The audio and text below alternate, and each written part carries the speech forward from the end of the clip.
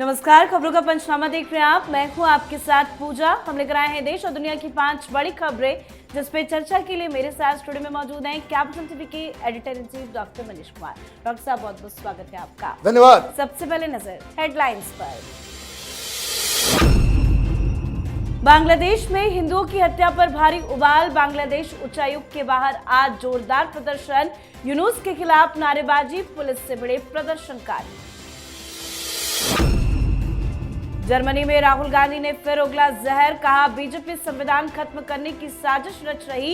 ED CBI विपक्ष के खिलाफ हथियार की तरह हो रहे इस्तेमाल। वोट चोरी का भी उठाया मुद्दा। महाराष्ट्र में बीएमसी चुनाव से पहले हलचल तेज। मन से शिवसेना युवती गठबंधन पर मुहर। ठाकरे ब्रदर्स कल मुंबई में करेंगे ऐलान, तो वहीं अजीत पवार भी पका रहे हैं खिचड़ी। योगी सरकार का अहम फैसला। सपा सरकार में पारित मदरसा विधेयक वापस। गड़बड़ी करने वालों पर अब हो सकती है बड़ी कार्रवाई। लीबिया को $400 करोड़ के हथियार बेचेगा पाकिस्तान। आसिम मुनीर ने झूठ बोल डील की पक्की। खबरों की शुरुआत में सबसे पहले बात बांग्लादेश में बवाल, भारत में उबाल की। बांग्लादेश में हिंसा, हिंदुओं पर हो रहे अत्याचार और हिंदू युवक दीपू चंद्र दास की बर्बर लिंचिंग के विरोध में दिल्ली स्थित बांग्लादेश उच्चायुक्त के बाहर आज भारी प्रदर्शन हुआ। इसमें विश्व हिंदू परिषद, सर्व भारतीय हिंदू बंगाली संगठन और बजरंग दल के कार्यकर्ताओं ने हिस्सा लिया। प्रदर्शनकारी भारत माता की जय, यूनुस सरकार होश में आओ और हिंदुओं की हत्या बंद करो जैसे नारे लगाते नजर आए। इस दौरान प्रदर्शनकारियों और सुरक्षा बलों के बीच में तीखी झड़प भी हुई और प्रदर्शनकारियों ने पुलिस बैरिकेड्स तोड़ने का प्रयास किया। हालांकि सिर्फ दिल्ली में नहीं, अलग अलग शहरों में भी आज जोरदार प्रदर्शन हुआ। सर, हिंसा तो लगातार बांग्लादेश में बढ़ती जा रही है और भारत के कोने कोने में विरोध प्रदर्शन की शुरुआत भी हो चुकी है। अब भारत सरकार का कदम क्या हो सकता है? देखिए, 3-4 चीजें हो रही है जिसको समझना जरूरी है। पहली चीज ये कि भारत में अब लोग सड़कों पे आए और जो खबर आ रही है कि कल से और भी ज्यादा ये तेज होगा। ऐसा नहीं कि अभी ये खत्म हो गया। नंबर 2, आप देखिए, जैसे यूएस में बहुत सारे सांसद, वहां के मेंबर ऑफ पार्लियामेंट वहां के, वो आवाज उठा रहे हैं, ट्वीट कर रहे हैं सार्वजनिक तौर से। बहुत सारे यूरोपियन लीडर्स जो है वो बांग्लादेश के अंदर हिंदुओं की मौत पे, एक दिन पहले तक क्या था, एक दिन पहले तक जो ट्वीट्स यूएन की तरफ से हो रहा था, ह्यूमन राइट्स ऑर्गेनाइजेशन की तरफ से हो रहा था कि हादी की मौत हो गई, उसके ऊपर चिंता लोग जता रहे थे। लेकिन हिंदुस्तान सोशल मीडिया और मीडिया के जरिए और डिप्लोमेसी के जरिए ये आज एक बड़ा बदलाव आया है। चाहे वो कनाडा में सांसद हो, चाहे यूके में हो, यूरोप के अलग देशों में हो, यूएस के अंदर हो, ये सारे लोग अब हिंदुओं के ऊपर जो बर्बरता हो रही है उसके खिलाफ आवाज उठा रहे हैं। नेपाल में भी बहुत बड़ा प्रदर्शन हुआ और वहां के भी हिंदू कह रहे हैं कि अगर हिंदुओं को वहां पे कुछ हुआ तो जितने बांग्लादेशी नेपाल के अंदर है सबको वही हाल करेंगे। ये नेपाल में बहुत बड़ा आज जो है वो काम हुआ। तो पूरी दुनिया में हो रहा है तो हिंदुस्तान में तो होना लाजमी है। और ये हो रहा है किसके द्वारा? ये भारतीय जनता पार्टी और उसके जो सिस्टर कंसर्न्स हैं, वीएचपी है, बजरंग दल है। पश्चिम बंगाल में तो भारतीय जनता पार्टी के लीडर ही आ गए मैदान के अंदर। वहां ममता बनर्जी ने लाठीचार्ज करवा दिया। माने हिंदुओं की मौत के ऊपर अगर कोई प्रदर्शन हो रहा है बांग्लादेश के खिलाफ तो उसके ऊपर ममता बनर्जी लाठीचार्ज करवा रही है। तो ये सारी चीजें हो रही है। ऐसा लग रहा है कि something big is going to happen.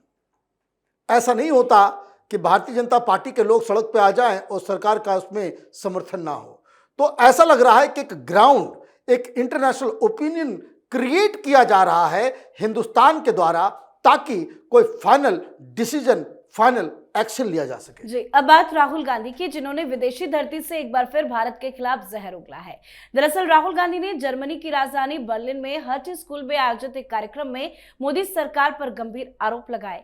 उन्होंने कहा कि देश के संस्थानों पर थोक में कब्जा कर लिया गया है और खुफिया एजेंसियों ईडी और सीबीआई को हथियार बना दिया गया। राहुल गांधी ने दावा किया कि ईडी और सीबीआई के पास बीजेपी के खिलाफ एक भी मामला नहीं है, जबकि अधिकांश राजनीतिक मामले विरोधियों के खिलाफ है। राहुल गांधी ने हरियाणा और महाराष्ट्र के विधानसभा चुनाव की विश्वसनीयता पर भी सवाल उठाया है। अब राहुल के इस बयान को लेकर देश की राजनीति गर्म है। सर, वैसे ये कोई पहली बार नहीं है, हर बार राहुल गांधी विदेश जाते हैं, इस तरह के बयान देते हैं। इस बार जर्मनी में गए, उनका एजेंडा क्या है? यह हर्टी स्कूल में जो उनके बगल में प्रोफेसर खड़ी है ना, प्रोफेसर वोल, वो जॉर्ज सोरोस की वाइस प्रेसिडेंट है उसके ऑर्गेनाइजेशन में। आप ये समझिए कैसे कैसे लोगों के साथ ये उठते बैठते हैं। राहुल गांधी को जर्मनी के उस प्लेटफॉर्म का इस्तेमाल करना चाहिए था। बांग्लादेश में जो हिंदुओं की मौत हो रही है, जो मारा जा रहा है, जिंदा जलाया जा रहा है, उसके खिलाफ आवाज उठाते देश की जनता को लगता कि ये भारत का कोई लीडर है। आपको जर्मनी में चुनाव लड़ना है, इटली में लड़ना है, कनाडा में लड़ना है, यूके में लड़ना है, शौक से आप लड़िए, लेकिन वहां आप अपने मंद बुद्धि का परिचय देकर के क्यों आते हैं? दो बातें उन्होंने कह दी। एक तो वो रटा रटाया कि भाई इंस्टीट्यूशन, भाई जिसकी सरकार होगी इंस्टीट्यूशन पे कब्जा उसी का होगा ना। भाई जब कांग्रेस पार्टी की सरकार थी तो क्या आरएसएस और बीजेपी को पूछ करके वाइस चांसलर नियुक्त करते थे? या इलेक्शन कमिश्नर जो बनाते थे वो क्या विपक्ष से पूछ करके बनाया जाता था? ये बेकार की बातें, ये रोने धोने, बच्चों वाला रोना धोना, ये क्या तरीका है? लेकिन एक बात जो उन्होंने कही कि कोई शख्स ने पूछ दिया भाई रोजगार का क्या बोला। देखिए अमेरिका का जो है वर्चस्व जो है, हेजेमनी जो है, वो खत्म हो रहा है। वामपंथियों वाला लैंग्वेज, कि अमेरिका का हेजेमनी जो है वो खत्म हो रहा है, बहुत ही अब कमजोर हो गया। भाई कमजोर करने वाले कौन है? दुनिया के 5 नेता का नाम बताओ कि जिसने अमेरिका के हेजेमनी को चैलेंज किया। भाई आप ये समझिए उन 5 में प्रधानमंत्री मोदी का भी नाम आ जाएगा, और आप उल्टा सरकार को सराहने के बजाय आप सरकार के ऊपर ही हमला कर रहे हैं। तो लोग भी हंस रहे थे, लोग भी हंस रहे थे।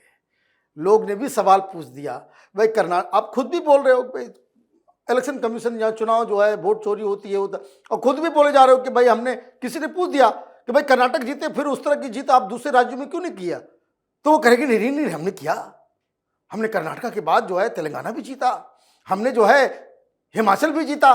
भाई जब जीत ही रहे हो तो फिर वोट चोरी कहां से हो रही है? तो ये मुझे लगता है कि राहुल गांधी का बचपना वो अभी तक गया नहीं है। जी, अब बात महाराष्ट्र की। महाराष्ट्र महानगर पालिका चुनाव को लेकर सभी सियासी दलों ने अपनी जमीन मजबूत करने की कवायद शुरू कर दी है। इस बीच ऐसी खबर है कि पुणे महानगर पालिका में एनसीपी अजित पवार गुट और शरद पवार की एनसीपी दोनों एक साथ मिलकर चुनाव लड़ सकते हैं। चाचा शरद पवार और भतीजे अजित पवार की जोड़ी एक बार फिर साथ साथ आ सकती है। खबरें तो ये भी चल रही है कि अजित पवार पुणे नगर निगम चुनाव में जीत सुनिश्चित करने के लिए कांग्रेस से भी गठबंधन कर सकते हैं। मिली जानकारी के अनुसार उन्होंने खुद ही कांग्रेस नेता सतेज पाटिल से फोन पर बातचीत की है। तो वहीं शिवसेना, यूबीटी और एमएनएस के बीच अगर सीट बंटवारे पर बात बन जाती है तो एक लंबे अरसे के बाद दोनों भाई यानी कि उद्धव ठाकरे और राज ठाकरे एक साथ मिलकर चुनाव मैदान में उतर सकते हैं। हालांकि बताया तो ये जा रहा है कि कल दोपहर 12 बजे यूबीटी, शिवसेना और एमएनएस गठबंधन की औपचारिक घोषणा भी कर दी जाएगी। सर, बीएमसी चुनाव से पहले बहुत सारी खबरें हैं, कौन किसके साथ रहेगा, कौन किसका साथ छोड़ेगा? देखिए मुझे तो बस यही समझ में आ रहा है कि महाराष्ट्र की राजनीति के सबसे बड़े धुरंधर वो देवेंद्र फडणवीस हो गए, और उनके निशाने पे मात्र एक पार्टी है और जिसका नाम है उद्धव ठाकरे। उसको खत्म किए बगैर ये मानने वाले नहीं है। अभी लोकल निकाय का जो है चुनाव हुआ, 288 सीटों में 220 जीत गई भारतीय जनता पार्टी और उसके सहयोगी। ये लोग सिंगल डिजिट में आ गए। उद्धव ठाकरे, हर जगह से उनको भगा दिया गया। अब बीएमसी का इंपॉर्टेंस ये समझ लीजिए कि बीएमसी में अगर खराब परफॉर्मेंस हुआ उद्धव ठाकरे का, अगर बीएमसी नहीं जीत पाए उद्धव ठाकरे तो उद्धव ठाकरे की पार्टी खत्म हो जाएगी। ये करो या मरो, डू और डाई सिचुएशन है। और आप देखिए क्या राजनीति है, क्या राजनीति है। कांग्रेस पार्टी अलग लड़ रही है, उसने कह दिया कि हमको नहीं लड़ना इनके साथ। बाकी बच गए एनसीपी में शरद पवार, उनको भेज दिया अजीत पवार को कि भाई ऐसा है, सरकार में बने रहिए लेकिन चाचा भतीजा मिलकर के चुनाव लड़िए। उद्धव ठाकरे क्या करेंगे? उद्धव ठाकरे न घर के रहे न घाट के रहे।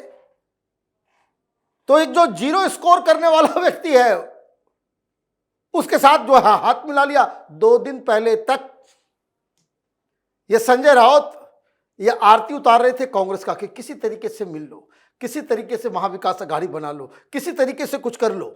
लेकिन हुआ क्या? ढाक के 3 पात। आपने दिल्ली फोन घुमाते आप रह गए, लेकिन कांग्रेस पार्टी ने आपको जरा भी भाव नहीं दिया। तो लाइन बहुत ही क्लियर है, बीजेपी और शिवसेना शिंदे गुट वो एक साथ, और इनके जीतने के जिस तरीके से इन लोगों ने जो लोकल बॉडीज के जो इलेक्शंस में अभी जो 2 दिन पहले रिजल्ट आया स्वीप किया है, वही मुंबई महानगर में भी होने जा रहा है। जी, अगली खबर में बात योगी सरकार की बड़ी कार्रवाई की। योगी के राज में यूपी में कोई भी माफिया या गुंडा नहीं बचने वाला है। यूपी में साल 2016 में सपा सरकार ने मदरसा टीचर को लेकर एक विधेयक लाया था, जिसको योगी सरकार ने वापस ले लिया है। योगी के इस कदम से ये साफ दिख रहा है कि यूपी में कोई भी कानून से ऊपर नहीं है। अगर सामने वाला अपराध करेगा तो उस पर एक्शन जरूर होगा। दरअसल योगी आदित्यनाथ सरकार ने कैबिनेट बैठक में बड़ा निर्णय लिया। मुख्यमंत्री की अध्यक्षता में हुई बैठक में 2016 के उस विधेयक को वापस लेने की मंजूरी दी गई जो समाजवादी पार्टी की अखिलेश यादव सरकार ने पारित किया था। सर, ये तो अखिलेश यादव के लिए बहुत बड़ा झटका है। देखिए, अखिलेश यादव ने चुनाव से कुछ समय पहले मुसलमानों के वोट को लेने के लिए, ये देखिए दिक्कत यही है ना कि मुसलमानों को खुश करने के लिए कुछ भी करने को तैयार है ये लोग। ये कांग्रेस पार्टी वो तो भला हो कोर्ट का और बहुत सारा जो देश के अंदर विरोध शुरू हो गया, ये समाजवादी पार्टी कांग्रेस पार्टी मिलकर के एंटी रॉयट बिल लेकर के आ रही थी कि जिसके अंदर दंगा कहीं भी होगा कल्प्रिट कौन माना जाएगा? हिंदू। किसी भी दंगे में किसी भी मुसलमान को कोई सजा ना मिले ऐसा प्रावधान, ये मदरसा बिल भी वैसा ही था। बहुत ज्यादा पावर मदरसों को, मौलवी मौलाना को आपने जो है उसको सर्वशक्तिमान बना दिया। और जिसके आधार पर देखिए मौलवी मौलाना कैसे बोलते हैं भाई हमारे अधिकार है। तो जिस तरीके से सरकार ने अधिकार दिया तो अभी तो उससे ज्यादा सीट है योगी आदित्यनाथ को। तो जिस तरीके से आपने मुस्लिम अपीजमेंट के नाम पे इस तरह का अनर्गल कानून लगाया, योगी आदित्यनाथ ने उसे कट कर दिया। अब ये फैसला हो गया है और इस फैसले के बाद आप देखिए कितना ज्यादा चीख पुकार यूपी के अंदर होगा। अब दिक्कत क्या है? योगी आदित्यनाथ मान के चलते भाई मुसलमानों को वोट हमको ऐसे भी नहीं मिलना है वैसे भी नहीं मिलना है, तो जो कुछ भी आप अपीजमेंट के नाम पे आपने किया उसके ऊपर बुलडोजर चला दो, कोई फर्क तो पड़ता नहीं। और इसलिए ये सही तरीके का निर्णय योगी आदित्यनाथ ले पाते हैं। जी, अब आज की आखिरी खबर की। ऑपरेशन सिंदूर में भारत से मार खाने के बाद पाकिस्तान सेना खुद की वाहवाही में बिजी है। आर्मी चीफ आसिम मुनीर ने खुद चीफ मार्शल अपने आप को बना लिया, तो अमेरिका ने F-16 जहाजों को रिपेयर करने के लिए पैसे दे दिए। सऊदी अरब के साथ पाकिस्तान का सुरक्षा समझौता हो गया, तो मुनीर को किंगडम से सर्वोच्च सम्मान भी मिल गया। अब पाकिस्तान रक्षा सौदे को बढ़ाने में लगा है और इसके लिए उसने रुख किया है अफ्रीका का। उत्तरी अफ्रीका के सेक्शन की मार झेल रहे देश लीबिया के साथ पाकिस्तान ने पारंपरिक हथियारों के निर्यात को लेकर एक $4 अरब के रक्षा सौदे को अंतिम रूप दिया है। ये अब तक के सबसे बड़े आर्म्स एक्सपोर्ट्स में से एक माना जा रहा है। सर, क्या चल रहा है पाकिस्तान में? आसिम मुनीर क्या डील कर रहे हैं? देखिए, कुछ डील भी नहीं हो रहा है। ये दरअसल पूरी दुनिया में ये बताने की कोशिश कर रहा है कि देखिए हम एक स्टेबल नेशन है और मेरी लीडरशिप में हम बड़े बड़े काम कर सकते हैं। ये सारी चीजें, ये अमेरिका, डीप स्टेट और इजराइल के कहने पे ये सारा चीजें हो रही है। इसके गेम को आप समझिए। ये पिछले 5 दिन से क्या क्या भाषण दे रहा है। ऐसा लग रहा है कि कोई जनरल नहीं, कोई मौलवी मौलाना है। कुरान की आयतें पढ़ रहा है जहां जा रहा है। और इसने तो बोलते बोलते ठहरा मदरसा छाप, तो बोलते बोलते उसने क्या बोल दिया? उसने कह दिया कि देखिए, कलमा पढ़कर 2 ही हुकूमत बनी पूरी दुनिया में, एक रियासत मदीना और एक रियासत पुदीना, पाकिस्तान। और उसमें उसने ये कहा कि जब ऑपरेशन सिंदूर हो रहा था, जब जंग 4 दिन की हो रही थी, अल्लाह की मदद से हम बच गए। This is what he said, कि हमने अल्लाह की मदद को महसूस किया। यह हमारा रखवाला अल्लाह है। क्यों कर रहा है ये सब? क्यों ये डील की बातें?